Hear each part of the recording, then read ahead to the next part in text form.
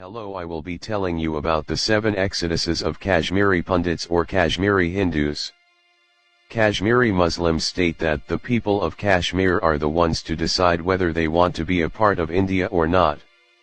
The Kashmiri Pundits are also the people of Kashmir. They choose to be a part of India. There is a historical reason behind why Kashmir, which was once a holy land, turned into a deadly war zone. Moreover, Kashmir itself is a Sanskrit word. Listen to the story of Kashmiri Pundits. They were traumatized by invaders, terrorists, and separatists. Their women were raped. They were given a horrific choice between either being converted or being killed.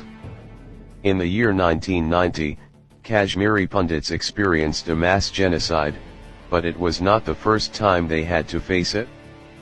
There have been 7 exoduses of Kashmiri Pundits throughout history about which many people are still unaware. Listen to how the exoduses changed the demographics of the valley. The first Kashmiri Pundit exodus, it all started in the 14th century. Shamir, the first Muslim invader, who started to rule Kashmir in 1339 AD, converted many Kashmiri Pundits to Islam through violent means. He destroyed their temples and ruined their heritage and culture. Shamir was soon followed by Taimur, the Lame. He drove a huge wedge between majority Hindus and minority Muslims. In fact, he made a law to persecute Kashmiri Pundits. Following him, came Sultan Sikandar. He forced many Kashmiri Pundits to convert to Islam, desecrating many Hindu temples and murdering the ones who opposed. In order to preserve the precious Hindu culture and traditions, many Kashmiri Pundits had to flee their homes. As a result of the first Kashmiri Pundit exodus, only 11 Kashmiri Pundit families stayed in Kashmir.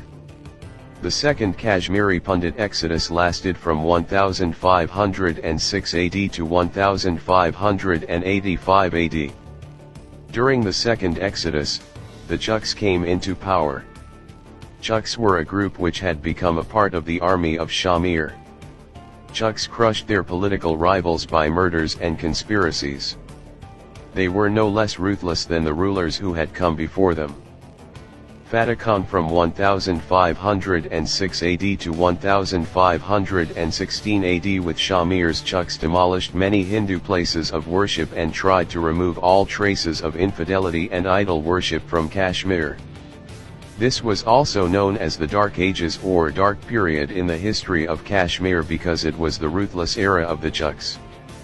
The Chuks were actually Shia Muslims, whereas the ones who ruled before them were Sunni Muslims. They, like the others, forcibly converted many Brahmin families to Islam. Some Kashmiri Pundits sent a plea to the Chuks, but they ruthlessly threw them in jail. They persecuted 950 Kashmiri Pundits every day. In order to convert the remaining Hindus, they forced them to consume beef. Moreover, thousands of cows were slaughtered every week because the rulers knew that Hindus worship the cows. As a result of this, of all the violence and of all the punishments for being Hindus, there was a massive exodus where many Kashmiri Pundits once again fled to never return. Now came the third exodus under the Mughal Empire from 1585 AD to 1753 AD. It all started with Akbar the Great, who was known for being a very humane and liberal emperor. Akbar embraced the idea of letting different religions coexist and allowed Kashmiri Pundits to come back into Kashmir and worship their religion freely. Just when the Kashmiri Pundits started to feel back at home in their own homeland of Kashmir, came his son Jahangir Khan, who did not believe in the same religious tolerance that Akbar had believed in. With Jahangir, Shah Jahan, and Aurangzeb were also interested in the torture and mass extermination of Kashmiri Pundits. Aurangzeb, one of the most ruthless leaders, immediately acted upon converting all of India to Islam, including Kashmiri Pundits. The first step that Aurangzeb did was to exterminate all Hindu scholars because he believed they will slow down the process of conversion. Thousands of Kashmiri Pundits were converted to Islam or moved to neighboring to continue practicing Hinduism. As you can see, the overall trend of all the exoduses were that certain Muslim leaders came into power and as a result crushed the Kashmiri Pundits' culture by either forcefully converting them to Islam, killing them, or leaving them with no option other than to flee their beloved homes.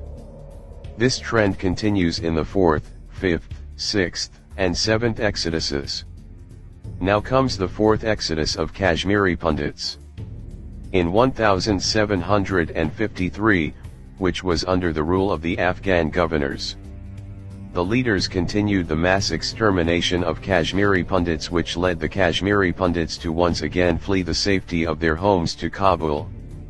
Kashmiri Pundits were physically tortured in the most ruthless fashion and had to suffer much emotional and spiritual anguish. The 4th exodus came to an end when the Sikhs finally captured Kashmir, ending the rule of the ruthless Afghan governors and bringing a little bit more peace. Then came the 5th exodus of Kashmiri Pundits, which took place in the early 1900s. Due to Pandit Birbaldar, Maharaja Ranjit Singh was able to re-establish a Hindu government in the Jammu and Kashmir state after the Sikhs took over. This was a period where all religions were able to coexist in harmony. Many Muslim rulers in India started rising up and forming an organization, which was later known as the Muslims' Leading Room. They were annoyed that educated Kashmiri Pundits lived comfortable lives and held high positions in the government.